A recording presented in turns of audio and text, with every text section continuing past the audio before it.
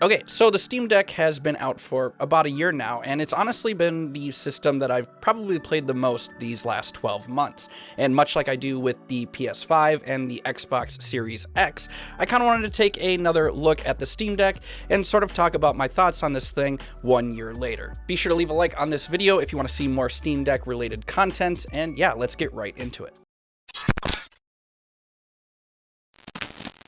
Okay, so right off the bat, I think the biggest thing that I like the most about the Steam Deck is just how much of a backlog machine this is for me. If you're like me and have been sitting on a bunch of games in your Steam library, the Steam Deck is a great way at tackling a lot of these games. As someone who has 2 kids, a YouTube channel, and a full-time job on top of all that, it's quite hard to find time to play games, if at all. And honestly, the Steam Deck allows me to actually sink time into my backlog and finish games that I just haven't been able to get around to. Whether it's playing in bed or on break at work, the portable nature just allows me to game a lot more, and thanks to cloud saves, I can continue my games on the PC when I want to have a more high-fidelity experience. Now, if you're a fan of retro games, personally, I think the Steam Deck is definitely worth getting just for its emulation capabilities alone. I've emulated GameCube, N64, and PlayStation 2 games on this thing with little to no issues, and while I can't confirm it myself, I have heard others have been able to even emulate PS3 and Switch titles on it as well. Also, thanks to the EmuDeck script tool, setting up and organizing all of my ROMs was super streamlined. I have a whole video on my experience using this to play PS2 games, but if you're looking to play emulated games on the Steam Deck at all, I would definitely recommend using EmuDeck. Now, the Steam Deck is a great piece of hardware, but it isn't necessarily a powerhouse in the sense that it can run a bunch of AAA games at full max settings. But it is powerful enough to have a solid handheld experience with pretty much any game that I threw at it. Everything from Jedi Fallen Order to Cyberpunk 2077, and even Modern Warfare seems to work decently well on the Steam Deck. When playing AAA games, just remember to keep your expectations in check with this thing. You're likely going to have to be okay with lowering the resolution, the frame rate, and deal with a less than stellar battery life. Speaking of which, I think the battery life is probably the biggest drawback of this device, at least for most people. If I'm playing a demanding AAA title, it's very possible for me to get as little as an hour of playtime if I don't at least reduce the system to 30 frames per second, and even then the battery still seems to drain pretty quickly under heavy load. Now, with that being said, for how I typically use this thing, I don't play in very long sessions. Usually it's about 2 hours tops at a time, and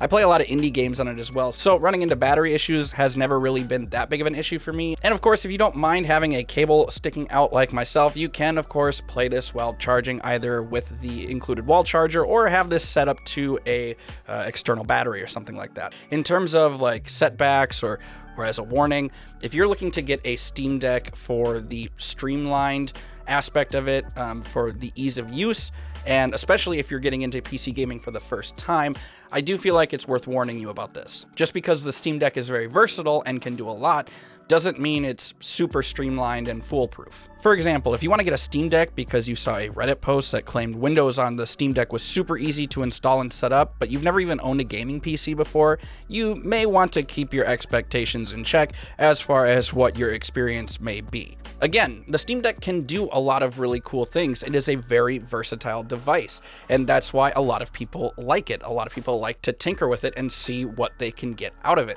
But if you don't like the tinkering side of things, if you don't like fumbling around and kind of failing your way through success, then I would probably recommend at least sticking to the stock experience, at least until you get comfortable with the device. For the most part, the stock experience out of the box with the Steam Deck is pretty smooth, especially if you're a veteran PC gamer who is used to the oddities of PC gaming. Thanks to the sorcery that is Proton, tons of games work with the Linux-based system with little to no problems, to the point where even playing things like modded Skyrim on the Steam Deck works really well. Honestly, it's just really amazing how flexible this system is. That being said, it's not all perfect. For example, games that already don't have a great PC port, like Mafia 3 for example, still are going to be a little problematic to play on the Steam Deck. And from my personal experience, I found a lot of older titles, like the original Thief game for example, to just outright not run at all on the Steam Deck. The list of compatible games has grown a lot since the Steam Deck has launched, and I know it'll continue to grow. Just don't expect to never run into moments where you might run into a game that is either running poorly or that you at very least need to get the controls tweaked a bit. Which, as a positive note to the Steam Deck, the controller customization for this thing is probably the best I've seen with any system. The level of customization you have with the inputs and gyro controls is huge, so if you're really picky with how you play your games, you can dial things in just right. And even if you just want a quick and easy solution, you can use community-made layouts and find one that works best for you. The fact that you can do all of this and save these layouts for each individual game is just super convenient. As an example, I can customize the layout for DS emulated games and then have a different profile automatically ready to go when I load up, say, Fallout New Vegas. It's just another example of how the versatility of the Steam Deck really makes it one of the best gaming handhelds out there, if you're okay with doing a little bit of tinkering. The TLDR of the video is this. After 1 year of the Steam Deck being out, it still isn't 100% perfect. And while it's very streamlined compared to the typical PC gaming experience, it isn't quite foolproof to the level of a traditional console. But honestly, I think that's okay. The hardware itself is very high quality, the level of customization that you can do with the Steam Deck itself is incredibly impressive, and the Steam ecosystem is great for gamers who have a main PC to play on in tandem with their Steam Deck. Not to mention the sheer amount of titles and sales available on the Steam storefront. Again, it's just a really versatile